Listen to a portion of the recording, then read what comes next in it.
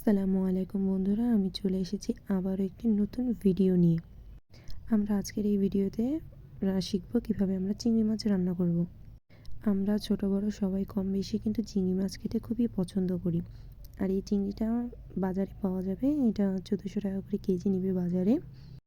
আমরা এমনি সাধারণ মাছের মধ্যেই চিংড়ি মাছটাকে রান্না করব। প্রথমে হলুদ, অল্প একটু মরিচের গুঁড়া আর স্বাদ মতো লবণ দিয়ে সুন্দর করে চিংড়ি মাছটাকে মেখে নিব। তারপরে আমরা ভেজে নিব। আমরা যখন ভাজবো তখন চিংড়ি মাছের একটা বৈশিষ্ট্য হচ্ছে তেলে দেওয়ার পরে কিছুক্ষণ পরে কিন্তু লাল হয়ে যায়। তো আমরা কিছুক্ষণ ভাজবো, ভাজতে ভাজতে একটি সুন্দর লাল কালার ধারণ করবে। তারপরে যখন আমরা দেখবো যে ভাজা হয়ে গেছে তখন আমরা মাছটাকে নামিয়ে ফেলবো। নামিয়ে ফেলার পরে পেঁয়াজ মরিচ দিয়ে ভালোভাবে একটি ঝোল বানিয়ে নেব। ঝোল বানিয়ে নেওয়ার পরে ভাজা মাছগুলোকে সেই ঝোলের মধ্যে দিয়ে ভালো করে কষিয়ে নেব।